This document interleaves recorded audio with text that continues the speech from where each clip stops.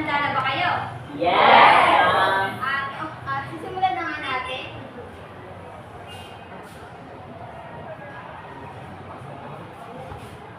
Sino ang maswerteng iyong nabunot? Si John. Dahil ikaw ang nabunot, ay pumili ka na iyong Yan! Swerte ka ay meron kang dalawang lollipop.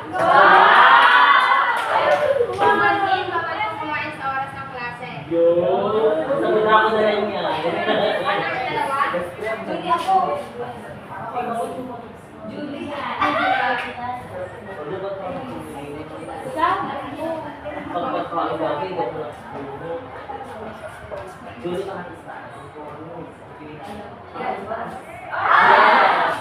Ano ang iyong ginawa sa larawan? Yan po ay isang tao na nakakulong na kung sa atin po ay parang walang karaya. Yan, maraming salamat. At ang ikatlo naman,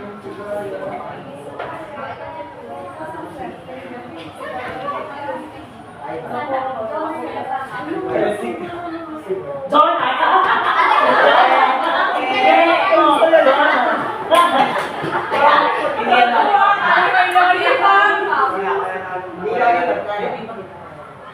Padalwa. Padalwa. Wow, gusto ko Padalwa.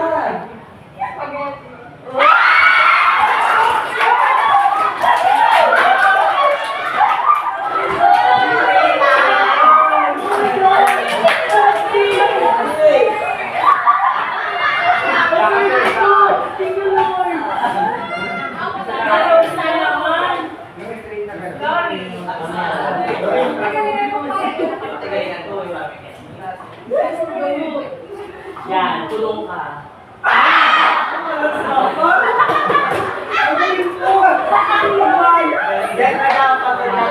ayan, pagkakita mo sa kalawin na siya. Ano na lang mo? Makikita po sa larawan ng isang kalalaking nagtutulak ng karton na kung saan ay siguro po ito sa kahirapan na karaniwang makikita sa lansahan. Yung mga tao pong nangangalakal po para sa kanilang pang-araw-araw na pangangailangan. Maraming salamat. At tuloy. Sige, sa mga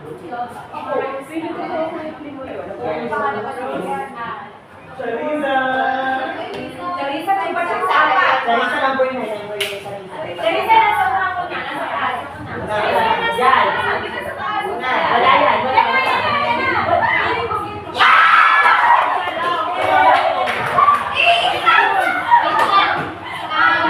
Para dito sa lahat, ano yung sumunod siya ang sa bodo? Yan na.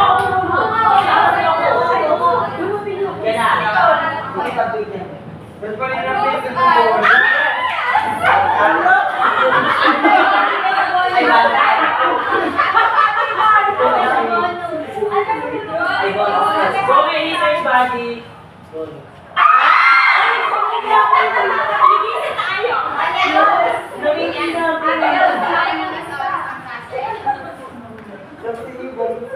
Ang mga larawan na yan, may kaugnay sa ating tatalakayin.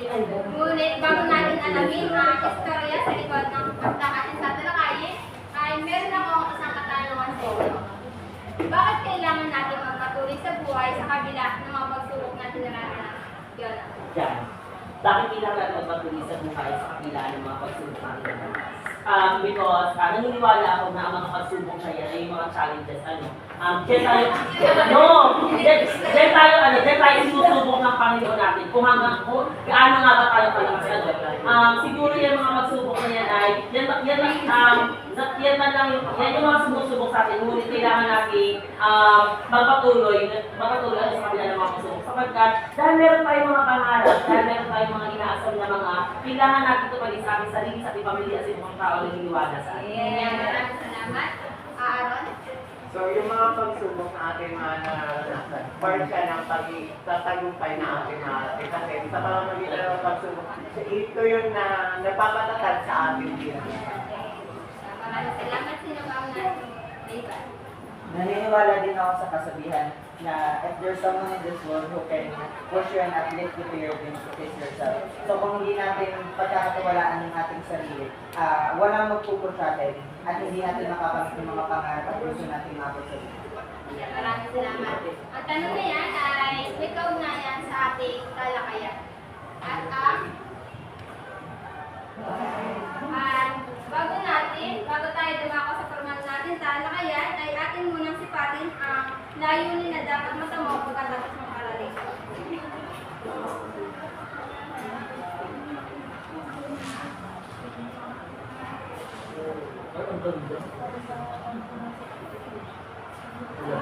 Sa bakal.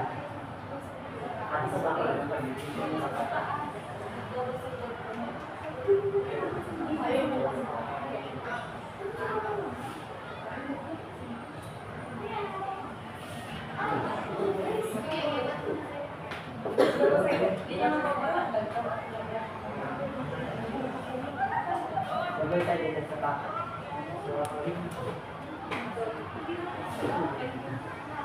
Ayan mo muna. Layan.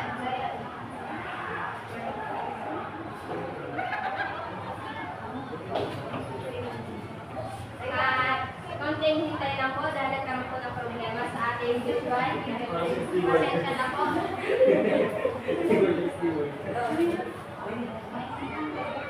Pakibasa na lahat ng ating layunin. Pagkatapos ng aralin, kami ay inaasahang na isasalaysay ang pagkasunod-sunod ng mga pangyayari sa Biyernes at natutukoy ang mensahe ng kaloob dito. Nakapagbabahagi ng salubin, bigay sa kultura ng sino at kung paano ito nauugnay sa sariling kultura. Nakabuo ng isang jingle na nakahayag ng mga kasalan at aral na ito sa kultura na banggit sa akala. At dahil alam na natin ang mga layunin na dapat nating matamo ay meron ulit akong manibagong gawain. At ito ay ang tatawagin natin barakula. Na kung saan inyong makikita na may 5 baraha diyan at sa likod ng baraha yan ay may mga malalalim na salita at inyong hulaan. Huwag kayong mag-alala sapagkat meron akong binigay na pagpakahulugan at ang makikita niyong mga salita ay gagamitin niyo sa pangungusap. Sino ang nais? Nicole.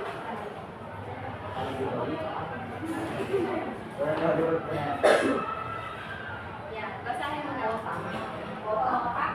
Pahulugan. Bilang o dami na kailangan maabot tulad ng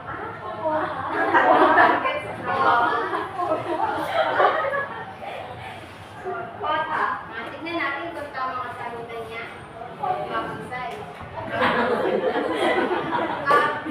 Pwede, gamit. Sa negosyong bigasan ni Brian ay naabot niya ang kotang inaasahan niya. Babo. Maraming salamat. Ang dalawa.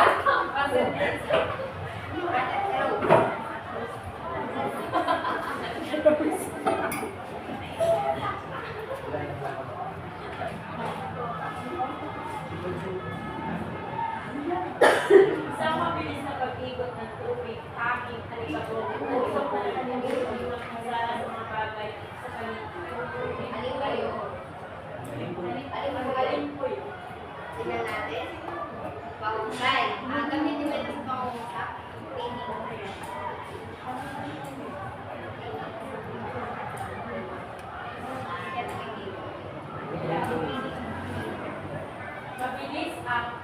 Mabilis ang alin po yun ng tubig ng nakaraan sa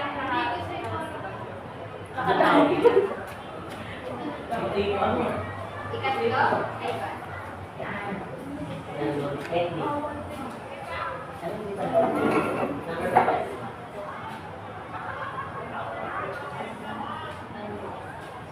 Yun na.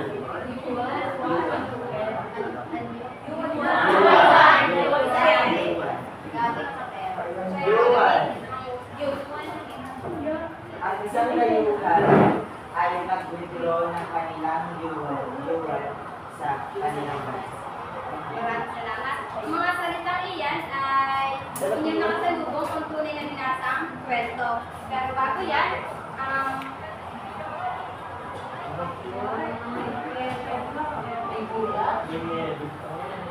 aksang ating tatalakayin ay pinamagatang Niebe Itim. Pero bago yan, ano muna ang niebe? Yelo. Diyan, kasi binasa niyo ba ang sipi na ipinasa ko sa ating busy kahapon? Kung gayon, ay ating alamin kung malinaw at naunawaan yung mga kwento. Na kung saan, meron ako dito mga larawan na ito yung mga pangyayari sa kwento. Kaya papangkatin ko kayo sa tatlo. At bawat pangkat ay kailangan na isang representante na siyang magdidikit at magbibigay ng kwento sa mga larawan ito.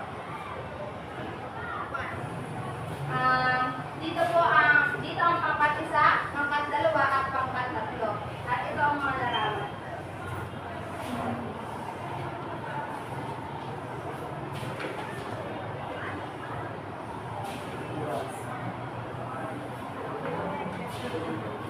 Maaari na simulan ang gawain na pangunahan na unang pangkat. Maaari na pakipagsin ang mga larawan.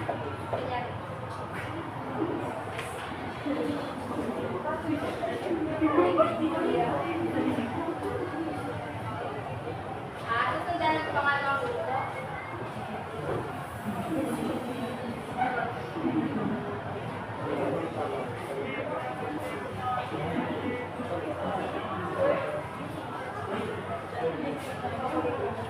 At ang huli ay ang ikatlong grupo.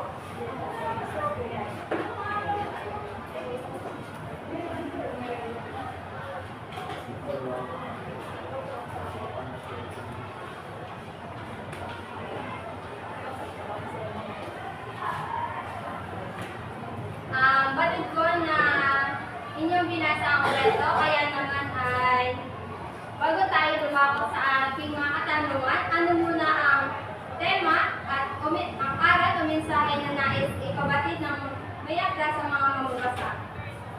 Sino ang nais sumagot?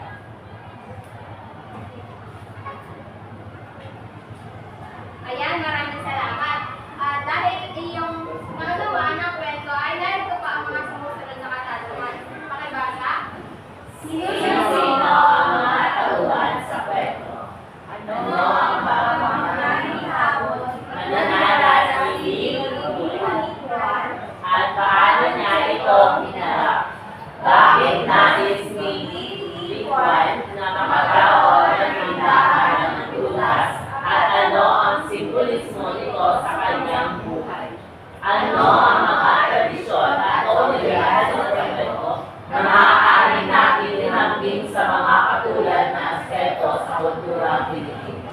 Ano kaya ang nais ay pagpapagin ng pahayagan na ito na hango sa binasa kwento? Saga ang susi para sa isang buhay na matatag. Kahit sa pinakamalalang panahon, walang ibumuha ang madalang ng pagpas. Mas mabuting maghintay kaysa kumilaw dahil walang makakaalam kung kailan nakakatok ang oportunidad. Mga tanungan pa kayo sa... Malino na ba sa inyo ang mga katanungan? Opo. Kung gayon ay sino ang nais sumagot sa unang numero? Sino ang mga tanong sa kwento? Ayan, mahusay. At para sa uling katanungan, ano kaya ang nais ipahiwatig ng kahayag nito na hango sa binasang kwento?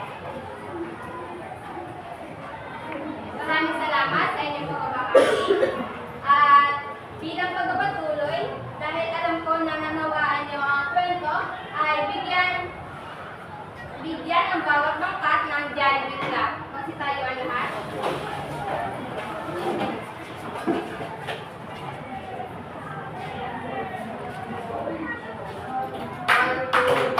One, two, three, Ang saya.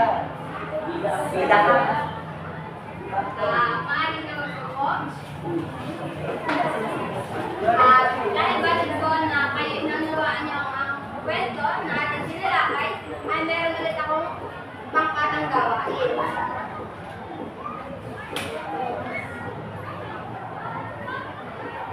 yan ang inyong magiging pangkat.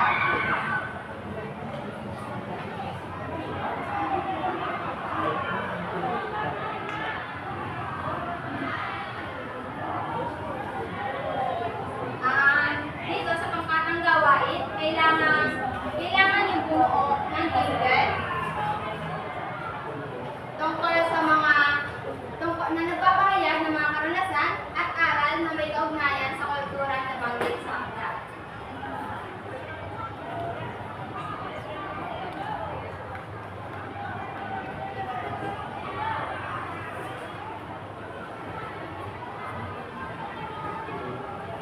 Pero bago yan ay pakibasa ng ating pamantayan. Nilalaman, 35 puntos. Orihinalidad, 25 puntos. Presentasyon, 20 puntos. Kooperasyon, 20 puntos. Kabuuan, 100 puntos. At tandaan, bibigyan lamang kayo ng 6 na minuto para sa inyong paghanda at 3 minuto para sa inyong presentasyon. Maaari na kayong pumunta sa inyong pangkat. At dahil natapos na ang nakalaang oras, ay tunghayan natin ang presentasyon ng unang pangkat. Ay, ito pala. Lori.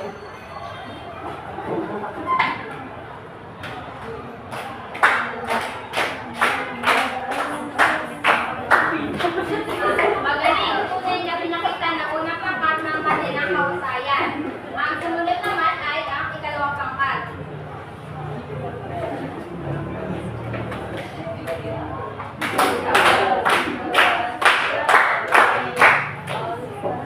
Mahusay talagang hindi nagpatalo ang ikalawang pangkat.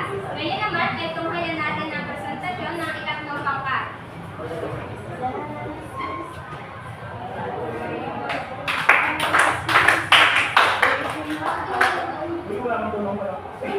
Tamit na.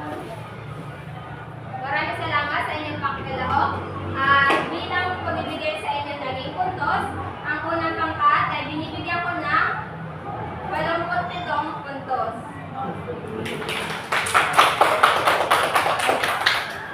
At ikalawa naman ay 88. At para sa ikatlong grupo ay binibigyan ko kayo ng 89 na puntos. Dahil kayo ay nagsibukan sa ating gawain, bigyan ang bawat pangkat ng pakbet class. Maraming tayo lahat. Ganito. 1, 2, 3, 1, 2, 3. Ito ba yung ulit?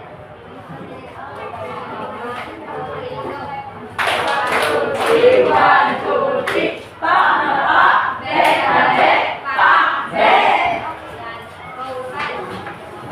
Ngayon naman, ay batid ko na nag-enjoy kayo sa ating naging gawain, ay dadako na tayo sa isa pang gawain. Pakibasa ng ating panuto. Gumawa ng isang saleksay tungkol sa isang pagsubok na iyong naranasan at paano mo ito nalampasan.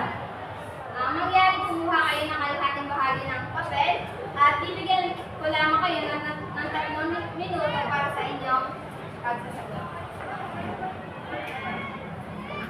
Natapos na ang nakalawang oras, kaya nais kong tawagin si Aaron Juliet, si Aaron para sa kanyang kasagutan.